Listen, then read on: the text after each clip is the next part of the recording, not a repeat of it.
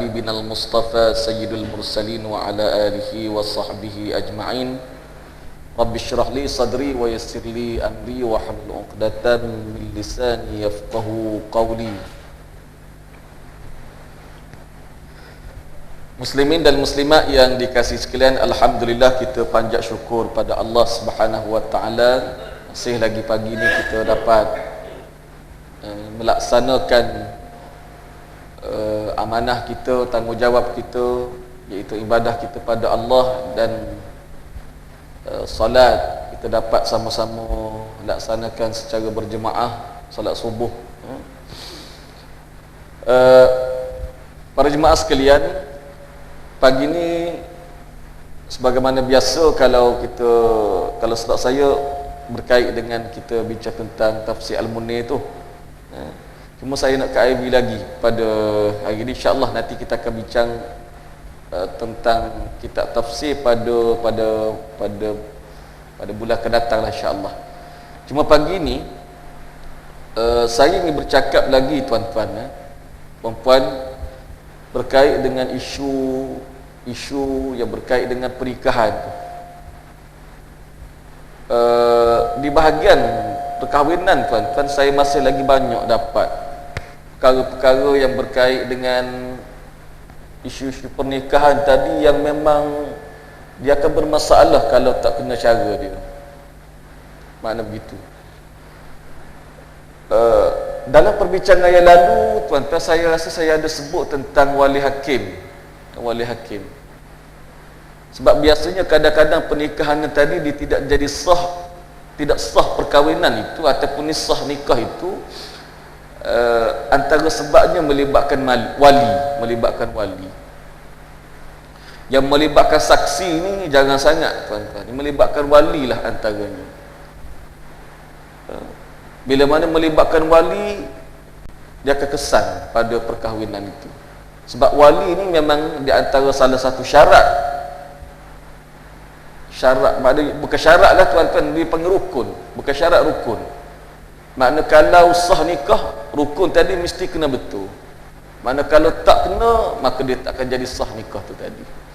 Baik, secara kasar lah tuan-tuan, berkait dengan perkahwinan ini, saya klasifikasikan kepada dua lah secara umum. Satu, ada nikah dengan kebenaran. Yang kedua, tanpa kebenaran. Macam tuan-tuan duduk di wilayah persekutuan, orang duduk di Selangor, hak yang melalui proses biasa ni dia panggil proses melalui nikah dengan kebenaran. Pergi ke Jawi, dapat kebenaran nikah, Jawi keluarkan, tu dia panggil kebenaran tu.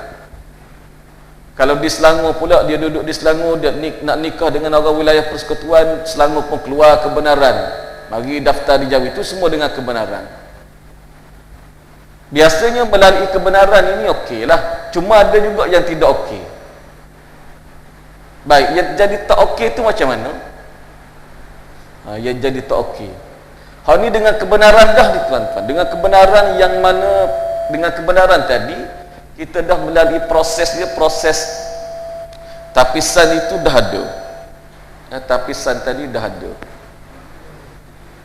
Tapi tapisan tu pun tuan-tuan tapisan tu pun tuan-tuan, tapisan tu dia masih lagi tuan-tuan, dia terlepas dengan sebab adanya berlaku kadang-kadang berlaku penipuan pada dokumen. Cukup bahaya tuan-tuan. Hal ni melalui dengan kebenaran dah ni, yang melalui tapisan ke pejabat agama, ditapis oleh pendaftar perkahwinan perceraian dirujuk. Sebelum nak pergi kepada pendaftar, ditapis oleh penolong pendaftar.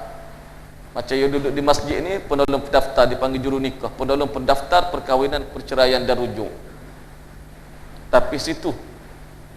Kemudian masuk ke Jawi pula, ditapis oleh pendaftar perkahwinan perceraian dan rujuk, macam saya lah, saya ketapis di situ. Itu pun terlepas tadi dengan sebab ada penipuan dokumen lah, saya nak ceritanya. Baik, tuan-tuan tanya saya, kalau tuan-tuan tanya Baik, ustaz, apa dia kan yang boleh terlepas tu apa dia? Tuan-tuan, antara dokumen yang selalu jadi masalah adalah surat nikah. Surat nikah. Sebab itu tuan-tuan, kalau kita nikah dulu ni, tuan-tuan kena semak balik surat nikah tu. Saya minta semak. Mungkin kita nikah dulu, bila kita nikah dulu tuan-tuan, tarikh register kita ataupun pendaftaran perkahwinan tadi, kalau betul, okey. Takut jadi tak betul. Takut jadi tak betul. Sebab saya duduk situ tu, saya tengok tu, sebab benda tu masuk pada saya. Takut-takut mungkin pendaftaran dulu orang buat, ya dulu mungkin dengan tulis begitu, ataupun saya pun tak tahulah tuan-tuan, dulu-dulu tu, pikat-pikat dulu. Yang kadang bertindan-tindan dia punya tu. Itu kena semak balik. Makna biar betul tarikh perkahwinan kita dengan perkahwinan yang kita buat tu tadi. Satu. Sebab kalau tidak betul tuan-tuan, dia akan efek, dia akan kesan. Kesannya bila mana tuan-tuan, bila mana kita nak nikahkan anak, antara dokumen yang akan diminta antara surat nikah kita. Surat nikah ni di antara satu dokumen yang penting. Baik.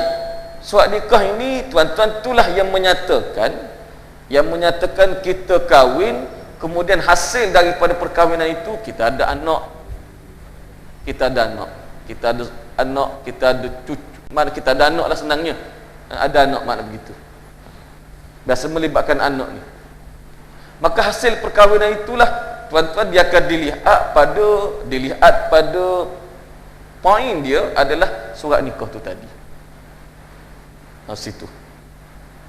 Makna kalau berlaku perubahan pada surat nikah, ia kesan. Sebab itu tuan-tuan, satu, oleh kerana saya tuan-tuan duduk depan dengan saya ni, saya sebagai qadidah ni, makna tuan-tuan, saya minta kena semak surat nikah tu. Anda kata kalau tidak betul lah dengan apa yang kita nikah tu tadi, tiba-tiba tak betul tarikh dia, kita boleh buat semakan di Jawi, boleh buat kalau orang duduk di wilayah persekutuan. Tapi bagi kalian nikah di Johor, nikah di mana-mana lah dalam negeri-negeri di Malaysia ini, kena rujuk balik. Mana di situ. Itu satu. Baik, tuan-tuan, kita di wilayah persekutuan, bila mana berlaku pernikahan tadi, contohnya dia nak kahwinkan anak dia, memang kita nak surat nikah ibu bapa tu tadi. Baik, anda kata kalau surat nikah tadi tak tahu duduk kat mana, kalau tak tahu duduk kat mana, tuan-tuan, memang kita akan minta step pertama, dia akan rujuk di mana dia kahwin dulu, dan di situ pasti dia akan ada rekod. Rekod perkahwinan ni dia tidak akan lebur, dia tidak akan musnah. Rekod perkahwinan dia akan disimpan walaupun kalau habis, mana kalau generasi pun dia akan masuk dalam arsip, dia akan letak dalam arsip, makna begitu. Kecuali yang nikah tak tahu apa ni, kalau waktu memang tak ada rekod. Tapi bagi yang nikah dengan kebenaran, dia masuk pejabat agama, pasti di situ dia akan ada rekod. Dia akan ada rekod di situ. Baik.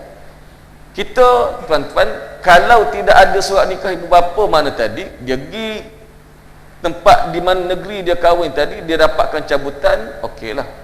Tapi andai kata di situ, di negeri dia tadi, dia tak dapat cari juga, tak dapat trace juga, maka alternatif kedua adalah surat akwa sumpah.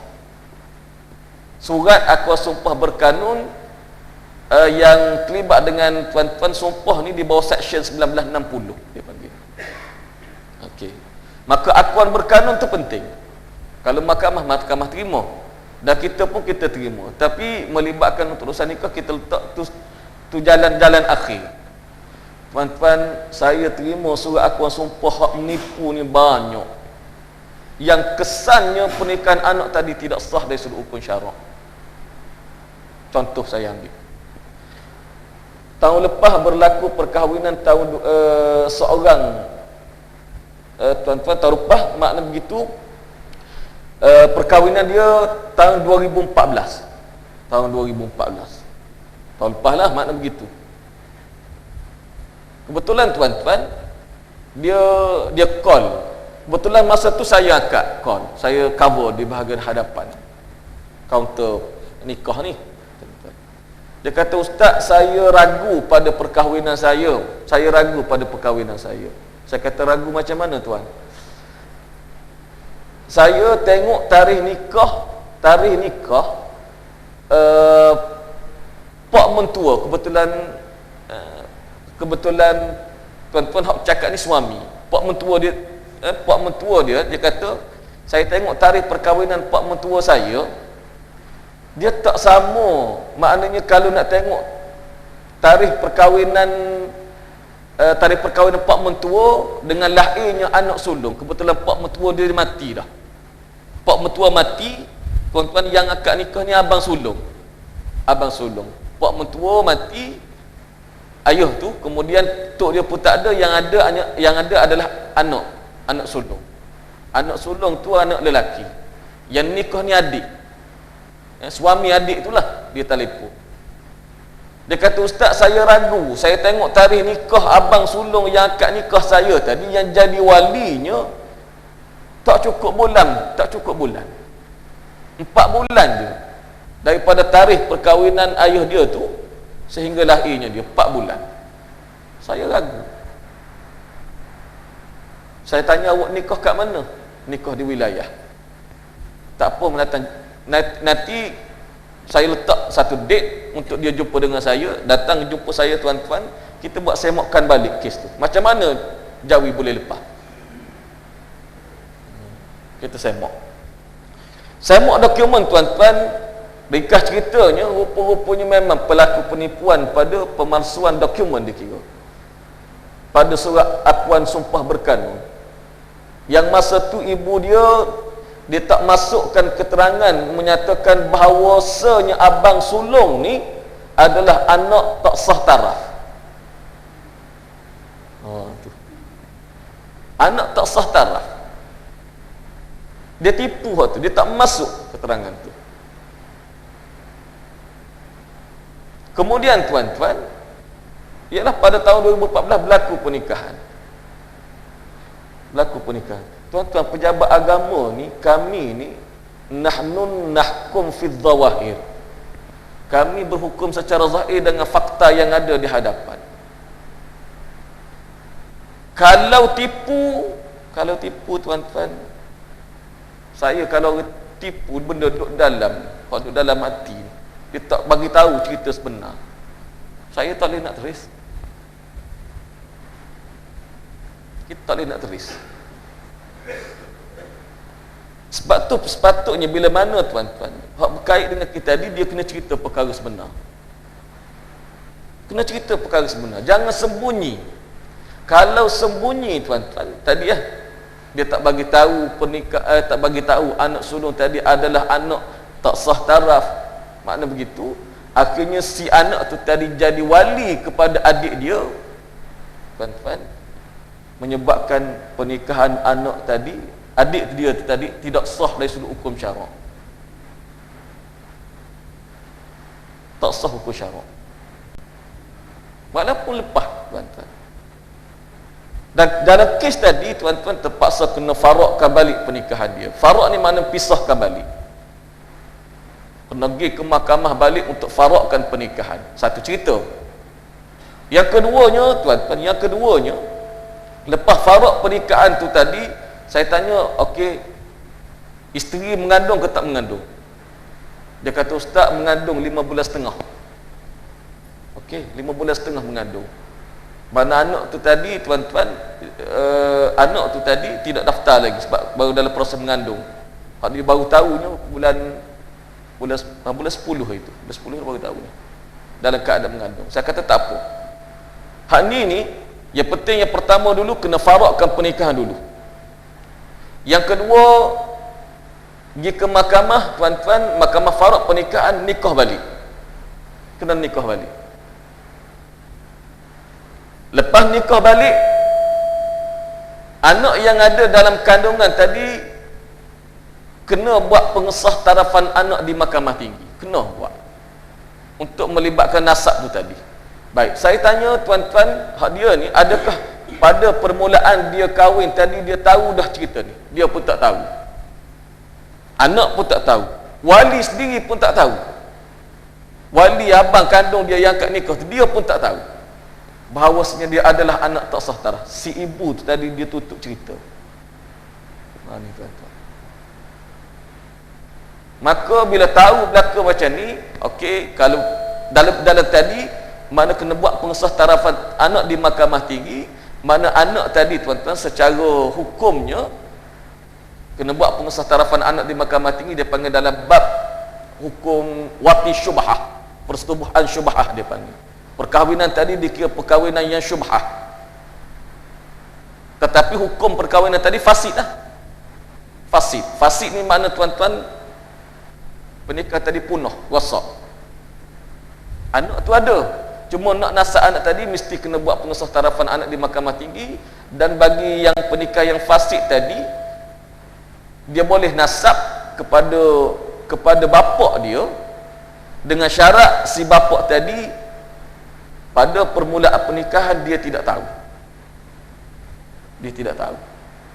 Mana begitu? Dia tidak tahu. Tapi kalau dia tahu, dia tak jatuh kepada anak wati syubhah, persetubuhan syubhah, persetubuhan yang sama-sama dia panggil. Dia akan pergi kepada anak luar nikah, anak tak sah taraf tu tadi. Dia akan pergi situ. Cuma dalam kes ni tadi tuan-tuan, saya nak sebutnya dia akan jadi panjang cerita. Hal ni dia akan terbongkar satu-satu. Sebab itulah tuan-tuan, balik pada tadi, bila mana satu-satu dokumen yang kita minta tadi tuan-tuan, dia akan ada kesan. Bukan kita minta saja-saja, nak berat file tak ada guna. Kita nak dari sudut tadi, supaya dari sudut nasab tadi betul. Ni bila dah setahun kahwin tuan-tuan, kalau dah setahun kahwin, tengok-tengok perkahwinan tak sah, macam dia suami tadi, kalau dia hubungan dia baik dengan Allah, dia rapat dengan hubungan dengan Allah, dia boleh terima ini adalah ketentuan qada dan qadar Allah pada dia. Dia akan terima. Kalau pak mentua tuan-tuan, pak mentua dia, ayah kepada hak lelaki tadi, kalau hubungan dia tak baik dengan Allah, dia juga akan menerima ketentuan apa yang berlaku kepada anak dia, qada dan qadar Allah. Tapi kalau orang tu jenis jauh dengan Allah tuan-tuan, dia tak boleh nak terima. Tak boleh nak terima. Makna kalau kita letak kita jadi ayah dah tuan-tuan, sakit juga tu. Tengok-tengok anak aku nikah tak sah dengan sebab apa? Besan kita tipu. Besan kita tipu pernikahan anak kita tu sampai jadi gini. Tuan-tuan, kalau kita jadi tak tahu, bayang lah makna gitu. Cuma saya dalam kes tadi tahun 2014 saya tanya tuan-tuan, baik, ayah ni tahu tak cerita ni? Dia kata, ayah ustaz tak tahu apa lagi ni. Cuma saya dua orang je tahu cerita ni. Wali pun tak tahu, dia pun tak tahu. Bayangkan tuan-tuan, nak jernih balik tu, Allah, payah. Sebab itu kita minta sangat-sangat tadi tuan-tuan, balik tadi, kalau melibatkan perkahwinan tadi, contoh melibatkan surat nikah, dia kena clear. Dia kena clear di situ.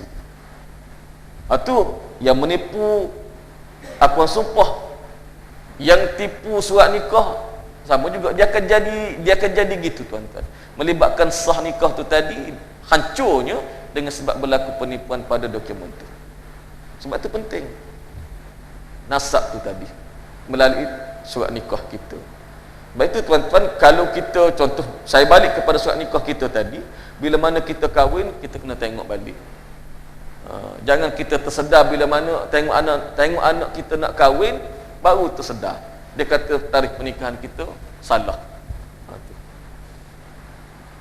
Baik, tu yang pertama lah tuan-tuan. Berkait dengan nikah dengan kebenaran ni, biasanya dia akan jadi gitu. Tapi kalau buat dengan cara yang betul setakat ni, alhamdulillah, tersusun kita. Yang kedua, tuan-tuan, saya nak sebutnya berkait dengan nikah tanpa kebenaran. Nikah tanpa kebenaran. Baik, nikah tanpa kebenaran ni makna dia tidak melalui jalan pejabat agama.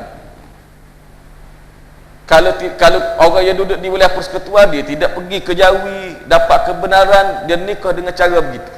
Semalam pun saya dapat call daripada pengurusi masjid lah, tuan-tuan. Ustaz, ada anak qaryah saya ni, anak 5 dah, tapi tak daftar lagi anak dia.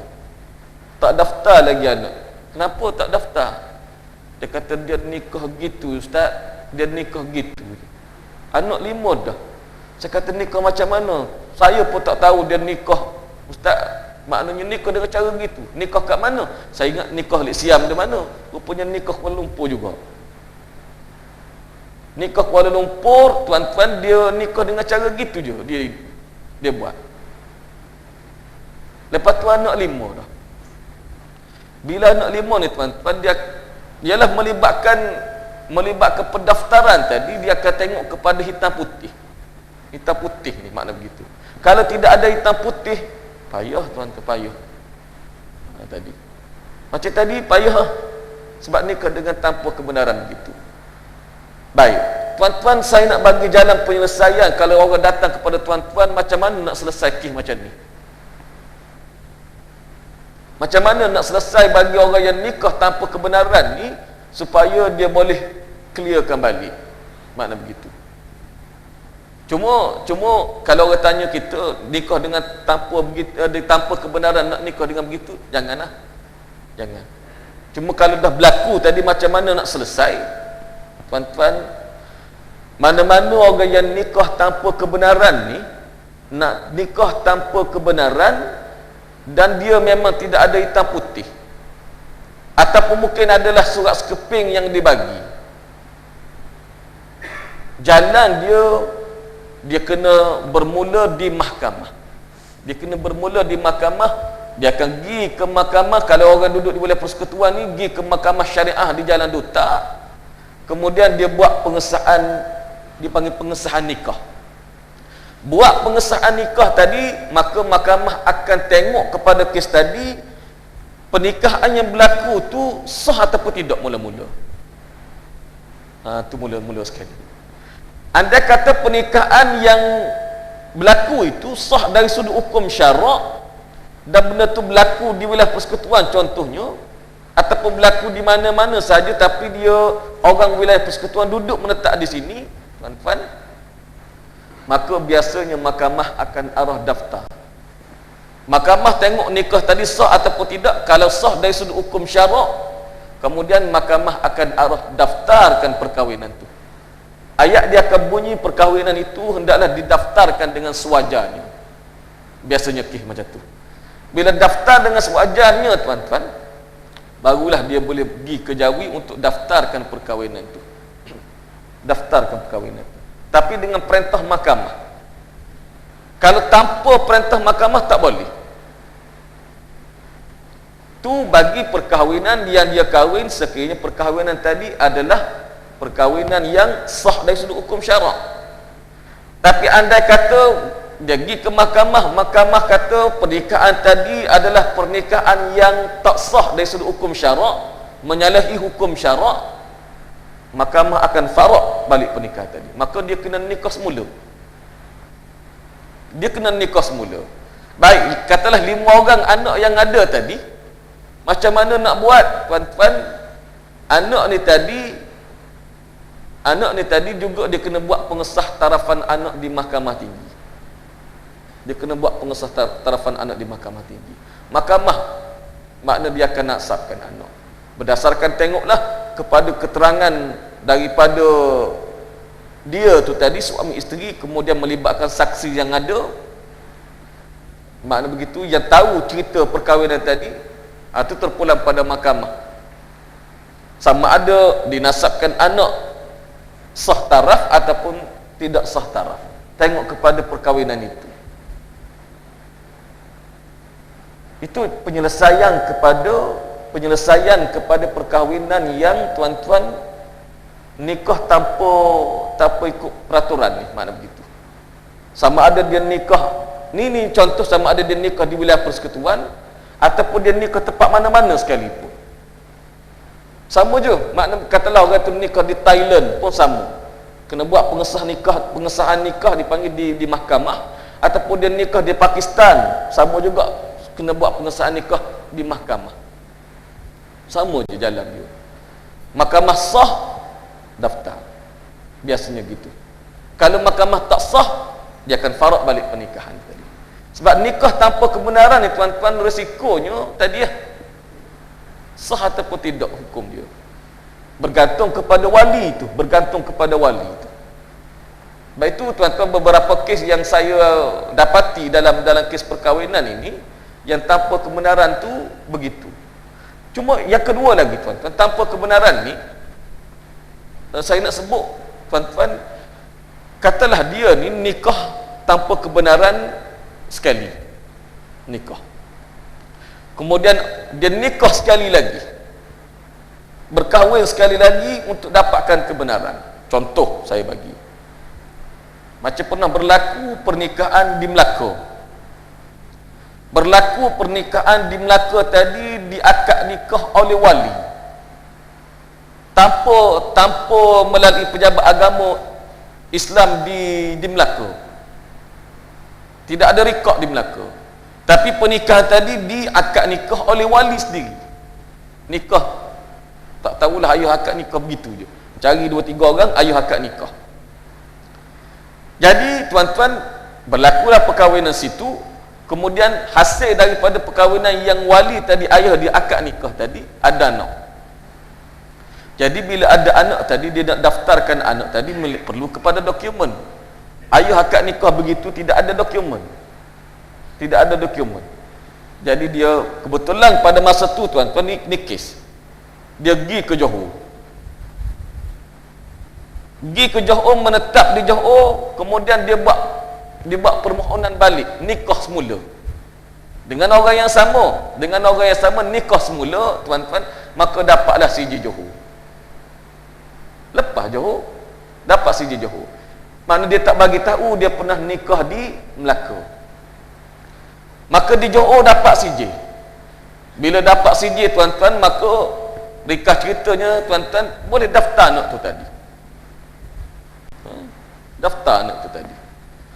Kemudian duduk tak lama tuan-tuan, anak tadi membesar dan anak nak kahwin. Maka bila mana pejabat agama minta surat nikah, mana surat nikah? Dia kemukakan surat nikah di Johor.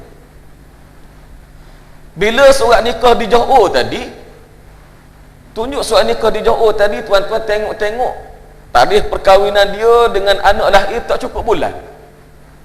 Dah masa tu dia kahwin tuan-tuan. Anak dalam kandungan tadi itu dah makna begitu, sarat dah dalam 8-9 lebih kurang dalam 8 bulan ataupun 7 bulan dah masa tu. Lepas tu barulah dia pergi kahwin semula di Johor tadi. Maka tuan-tuan, bila mana tarikh perkahwinan dengan anak lahir tadi memang tak cukup bulan, maka secara kasarnya tuan-tuan, anak tadi adalah anak tak sah taraf secara umum. Secara kasar, bila dilihat pada tarikh perkahwinan ayah dengan surat nikah tadi yang Johor keluar. Jadi bila kita buat siasatan balik, rupa-rupanya pernikahan ni dia bukan berlaku di Johor saja, berlaku dah di Melaka. Di Melaka tu ada dah diakad nikah oleh wali. Maka tuan-tuan, hak bagi kes lagu ni macam ni hak di Johor tu, dia makna dia tidak dikira.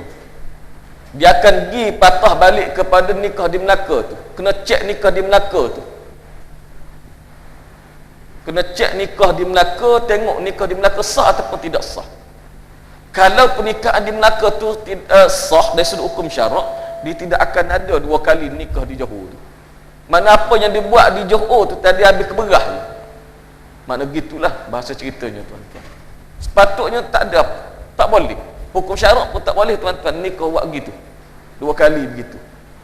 Tak boleh. Maknanya dah kahwin kita nikah sekali lagi semata-mata untuk dapatkan. Tak boleh. Sebab kesanlah kesan pada anak tadi. Katalah kalau pejabat agama tak siasat banyak tuan-tuan. Tengok-tengok anak tak sah taraf, dia pun akad nikah menggunakan wali hakim. Katalah kalau mak tadi tipu, ustaz saya nikah di jauh ni macam ni. Tengok-tengok memang tak sah taraf. Dia pun, ibu pun sembunyi juga. Ayah pun sembunyi juga nikah dia tadi di jauh. Maka nikah tadi bila anak tak sah taraf tadi wali hakim. Maka nikah dah menggunakan wali hakim. Sah ke tidak menggunakan wali hakim? Tak sah. Pasal apa? Anak ni tadi bukan status dia anak tak sah taraf. Anak sah taraf.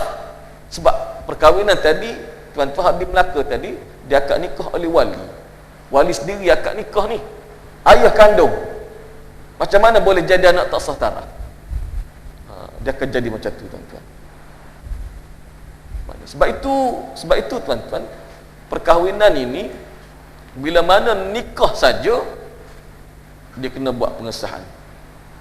Sah tak sah tu lain cerita dulu. Yang penting kena buat pengesahan tu tadi.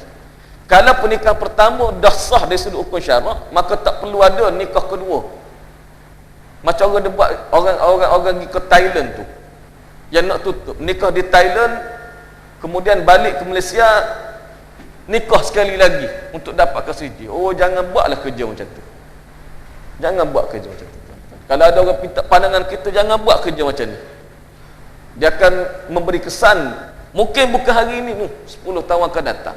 Kesan tu kepada anak perkahwinan. Kesan kepada melibatkan harta pusaka. Kalau si anak tu tadi layak mendapat harta pusaka, tiba-tiba dia tak layak dengan sebab tadi. Sebab itu kesan dia tuan-tuan, kesan dia cukup besar. Mana pada berkait dengan nikah tu tadi. Sebab itu bila mana berlaku pernikahan walaupun tanpa kebenaran, dah berlaku sekali, maka dia tidak akan ada dua. Tidak akan ada dua, tuan-tuan. Mesti kena tengok yang satu tu dulu. Kalau satu tak sah, barulah dia akan pergi kedua. Kalau kedua juga tidak sah, kalau dia nikah sampai 3 kali, baru dia akan pergi yang ketiga. Makna begitu. Jadi dia akan bertimpa-timpa, tuan-tuan. Sebab itu saya sebut, tuan-tuan, di sini ni, sebab bila mana saya tengok rekod-rekod yang ada di kawasan-kawasan kita setapak ni, tuan-tuan, banyak. Kebetulan saya dah duduk kawasan ni, mengajar juga di kawasan ini. Saya bagi tahu tuan-tuan mungkin dapat salurkan maklumat. Kalau tanya pandangan kita, mungkin kita dapat selesai sedikit sebanyak, tuan-tuan. Makna begitu. Sebab saya dapati di antara kawasan-kawasan kita ni, melibatkan sini dia tak jauh, melibatkan Dasar Rejang antaranya, melibatkan Setapak Jaya, melibatkan kawasan-kawasan ini, tuan-tuan, saya tengok dokumen tu tadi dia ada. Sebab kita bila masuk kepada pendaftar ni, kita tengoklah, tuan-tuan, di situ. Baik, tuan-tuan muslimin dan muslimat yang dikasihi sekalian, saya insya-Allah kita akan berhenti pukul 7. Saya nak buka ruang pada tuan-tuan untuk tanya. Yang ni saya cakap lebih kurang begitu je. Mungkin tuan-tuan ada nak benda nak tanya, nanti tuan-tuan tanya. Tuan-tuan boleh direct dengan saya, direct. Sebab memang saya duduk di posisi dia ni, di posisi dia. Tuan-tuan nak tanya apa dia? Berkait dengan nikah ataupun juga cerai ataupun juga rujuk sekali. Saya nak buka ruang seluar-luarnya lah, mana begitu. Okey, tuan-tuan ada nak tanya dalam bab ni? Dalam bab nikah terutamanya. Kok ada persoalan mungkin tak berlaku pada kita ataupun berlaku pada orang lain, ataupun mungkin tuan-tuan melalui pembacaan tengok mungkin kurang jelas. Mana begitu? Dalam bab hukum syarak berkait dengan munakahat. Ya. Okey.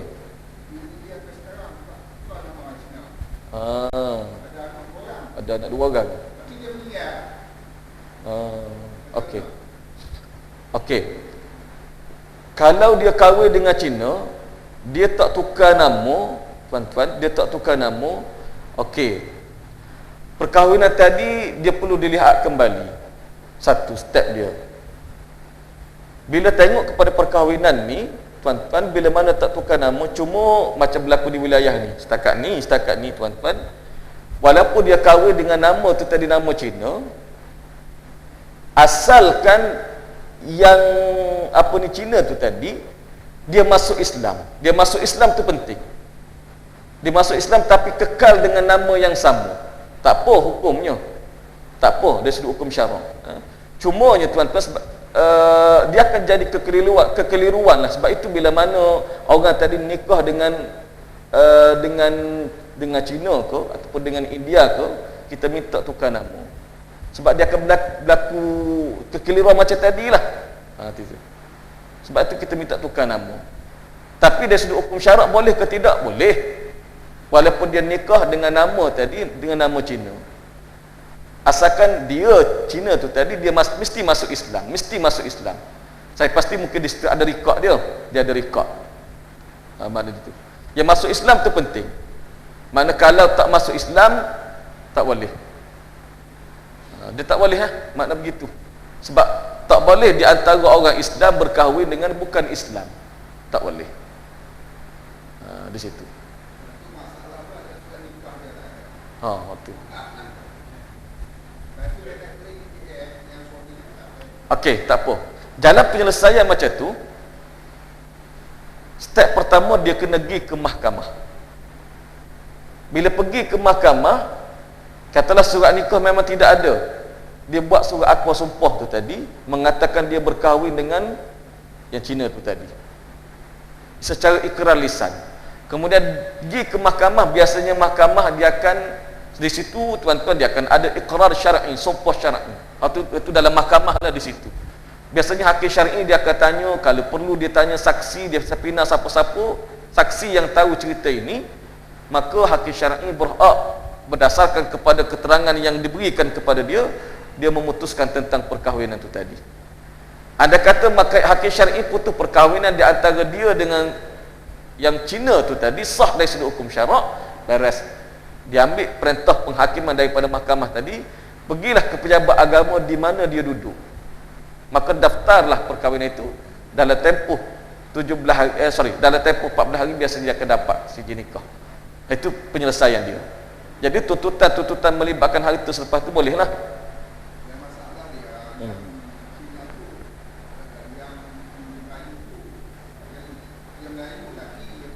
Ya.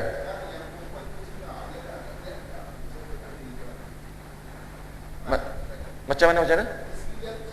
Okey.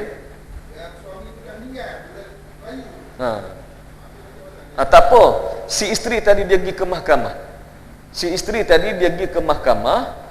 Mana dia buat pengesahan nikah, dia nikah dengan si Melayu tu tadi. Dengan orang Melayu tu tadi. Dan sebelum dia pergi tadi, kena ada surat akwa sumpah lah, sekiranya dia tidak ada apa-apa dokumen. Sebab surat akwa sumpah tadi dipanggil ikrar, dia panggil akuan bersumpah berkanun. Tu valid dari sudut undang-undang. Dia pergi di situ, maka mahkamah akan trace dia. Sah pernikahan yang berlaku tu tadi. Walaupun dia nama Cina, tak ada masalah. Di situ mungkin di mahkamah tadi sebagaimana saya sebut tadi, dia akan ada ikrar sumpah syar'i. Wallahi wa billahi wa tallahi. Manakala dia menipu juga mahkamah tu dia dengan Allah. Makna begitu. Tapi biasanya dalam setakat ni lah balaki sumpah tadi dia jarang lah, makna begitu. Tapi bila dia pergi ke mahkamah sumpah syar'i itu tadi dan hakim tengok keterangan-keterangan yang ada, maka hakim akan bagi perintah penghakiman pada isteri pergi daftar, dia akan dapat penyelesaian dia. Sebab itu tanpa dokumen tuan-tuan, jangan, maknanya yang berlaku tanpa dokumen ni tadi pernikahan dia, jangan risau. Yang penting pergi ke mahkamah tu. Cuma di pejabat agama kita tak boleh nak buat sebab kuasa tu tak ada. Kuasa pejabat agama mendaftarkan nikah. Daftarkan nikah. Kuasa mahkamah tadi mengesahkan nikah tadi berlaku ataupun tidak. Kemudian arah supaya daftarkan pernikah tu. Tuan-tuan, bila mahkamah arah pejabat agama daftarkan perkahwinan tu, pejabat agama dia akan daftar. Dia kalau dia tak nak daftar, seumpama dia sanggah mahkamah. Sanggah mahkamah dia akan ada section di situ. Dia akan ada. Tak boleh. Macam saya bila mahkamah arahkan daftar, kita akan daftar je. Makna gitu. Itu penyelesaian dia, tuan-tuan. Okey. Ada lagi nak tanya, tuan-tuan. Kait dengan berkait dengan nikah tu tadi. Itu jalan penyelesaian dia. Boleh dengan cara tu. Adakah?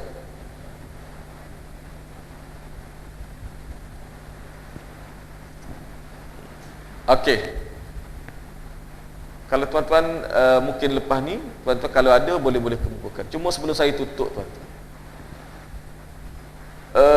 Berkait dengan pernikahan ini juga, tuan-tuan, dia melibatkan wali, melibatkan wali nasab. Ini saya nak sebut, tuan-tuan, sebelum saya tutup. Bila mana kita cek juga dari sudut perkahwinan tadi, melibatkan wali nasab ini, tuan-tuan, dia mesti ikut tertib sebagaimana pernah saya sebut dulu pada perbincangan tentang wali. Wali nasab ini adalah dia ikut tertib. Makna dia tidak boleh melompat-lompat tak ikut dan, tak boleh. Dan wali nasab, selagi mana ada wali nasab, dia tidak akan berpindah kepada wali hakim. Dia tidak akan berpindah selagi mana ada wali nasab. Wali nasab ni siapa? Ayah kandung, datuk, adik-beradik seibu sebapa, adik-beradik sebapa, anak saudara daripada anak lelaki seibu sebapa, anak saudara daripada saudara lelaki sebapa, kemudian bapa saudara seibu sebapa. Dia akan gigi tu, tertib susunan habis. Selagi mana ada nasab, dia tidak akan berpindah kepada wali hakim, kecuali syarat. Kecuali tuan-tuan, wali nasab tadi, tuan-tuan, antaranya wali nasab ini dia panggil, kalau nak berpindah direct kepada wali hakim, sekiranya tuan-tuan wali tadi dia ada, kemudian mati dia, kemudian tidak ada dah keturunan dia selepas itu, dengan syarat itu yang pertama. Yang kedua, wali ni ada, dia akan berpindah direct kepada wali hakim bila mana wali ini berada dalam ihram haji ataupun umrah. Dia duduk di Mekah dalam ihram haji ataupun dalam ihram haji ataupun umrah, berada dalam ihram. Pada masa tu, tuan-tuan, anak dia nak kahwin, makna dia tak boleh menikahkan anak dia melalui dia buat wakil wali. Tak boleh. Ataupun dia nak nikah, tuan-tuan, tak boleh. Samalah kalau biasanya nikah ni jarang berlaku nikah tu. Cuma melibatkan anak tadi. Katalah anak dia nak kahwin, walaupun ada adik-beradik anak-anak dia yang lain, contoh anak lelaki ke, dia nak wakil kepada anak lelaki, ataupun dia nak wakil kepada juru nikah, tak boleh. Sekiranya dia berada dalam ihram haji ataupun umrah. Maknanya bila berada dalam ihram haji ataupun umrah, dia tidak akan berpindah kepada wali nasab, tidak akan berpindah. Dia akan direct berpindah kepada wali hakim. Dua. Dan yang ketiga, tuan-tuan, wali tadi dia akan berpindah kepada wali hakim bila mana wali tadi berada jauh lebih pada dua marhalah. Lebih pada dua marhalah, maknanya dia akan boleh berpindah kepada wali hakim. Sebab itu kita di Malaysia ini, dalam bab dua marhalah tadi adalah sesuatu yang perlu dilihat. Makna di situ, maknanya walaupun dari sudut syaraknya ada di situ, tuan-tuan, tetapi dari sudut maslahah tadi perlu dilihat. Perlu dilihatlah makna di situ. Mana dia tidak boleh sembrono, tak boleh. Mana begitu. Mana kalau dia tuan-tuan, kalau tidak ada dia panggil istilah lah tuan-tuan. Kalau dalam fiqh dia panggil sadduz zara'i, dia panggil sadduz zara'i. Maknanya untuk nak menutup walaupun benda tu dibolehkan, tetapi nak tutup supaya dia tidak berlaku berleluasa. Mana berlaku berleluasa, maka dia di situ dia sudut hukumnya ada, dia panggil sadduz zara'i, tutup. Macam dua marhalah tadilah, macam kes nikah dua marhalah, lebih pada dua marhalah tadi, dia boleh pergi kepada wali hakim. Sebagaimana tuan-tuan contoh, kalau kita duduk Kuala Lumpur ni, kalau kita duduk di Kuala Lumpur, tiba-tiba anak kita pergi ke Pahang sebagai contoh. Kita duduk Kuala Lumpur, kita tak tahu anak kita rupa-rupanya pergi nikah di Pahang,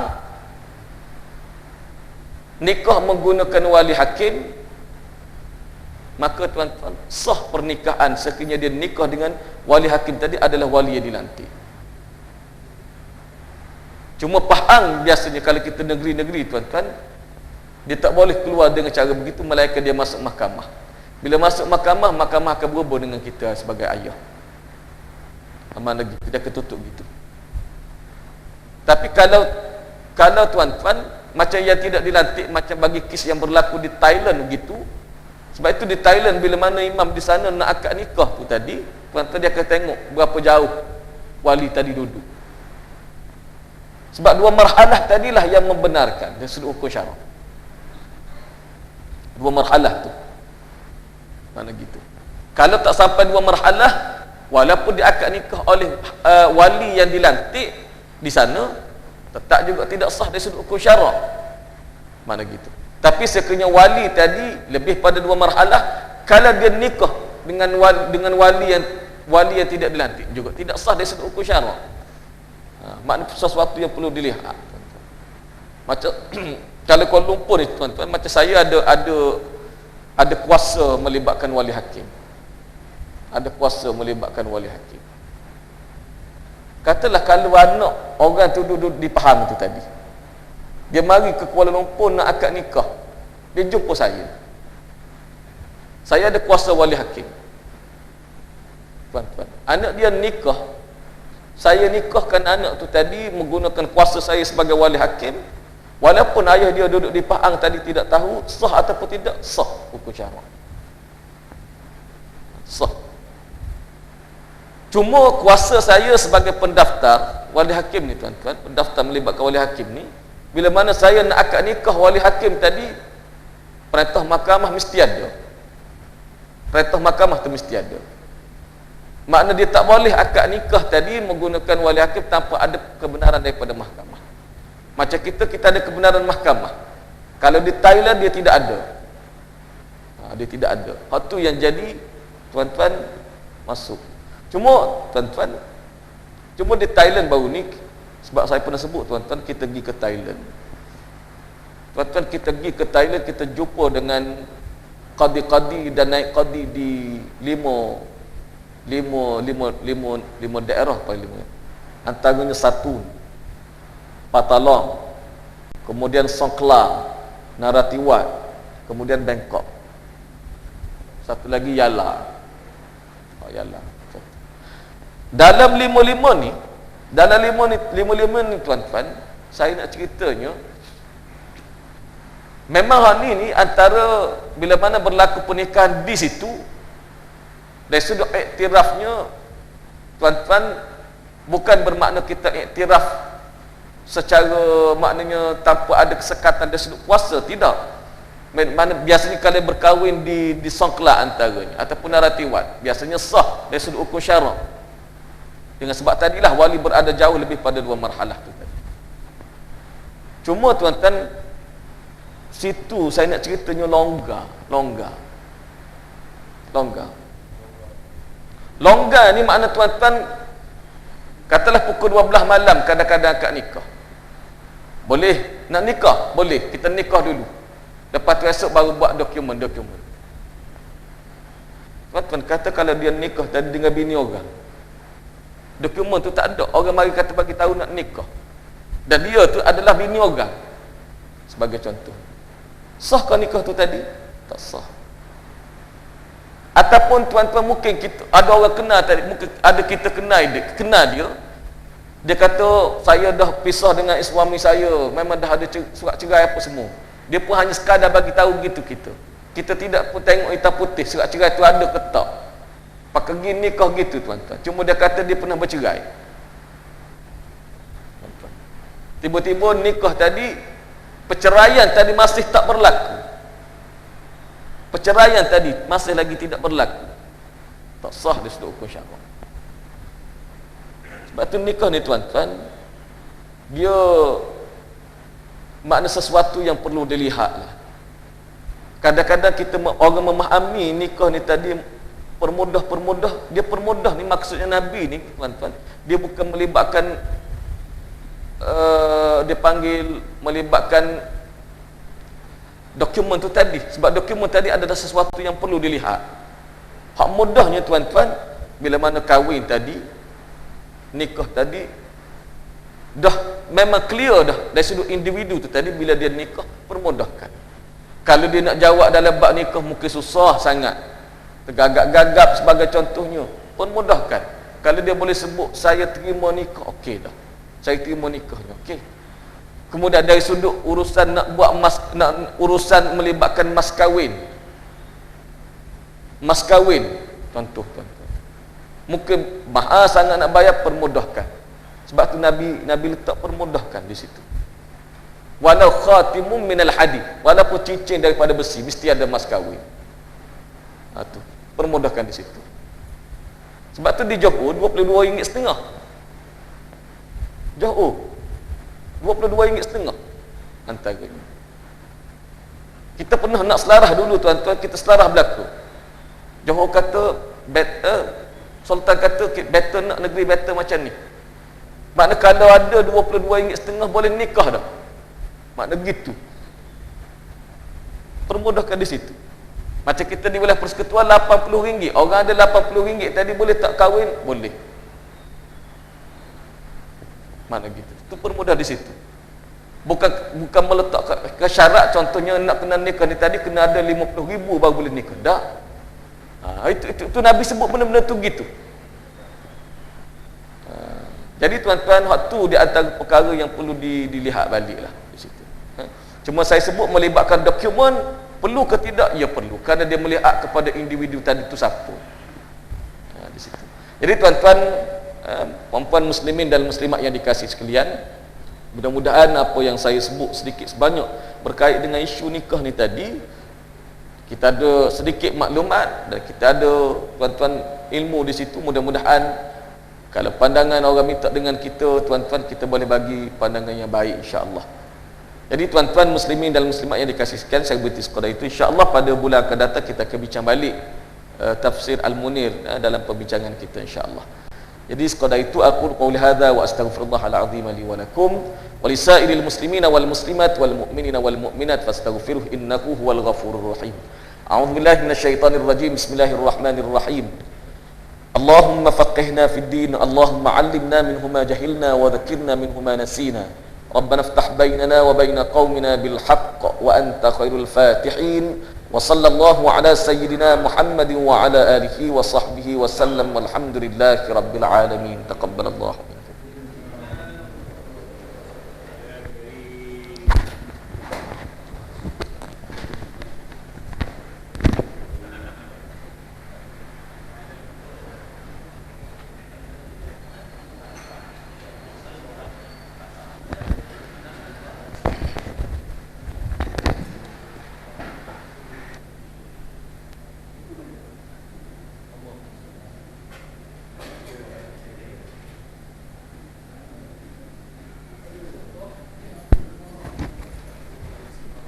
Alhamdulillah, bagi tadi kita dengar kuliah pagi ini yang disampaikan oleh yang berbagai ustaz. Mudah-mudahan kita mengambil manfaat dari apa yang disampaikan tadi. Pihak majlis dengan segala mengucapkan banyak terima kasih kepada ustaz. InsyaAllah kita jumpa lagi di kuliah beliau di bulan akan datang. Sudahi dengan wabillahi taufiq wa hidayah. Wassalamualaikum warahmatullahi wabarakatuh.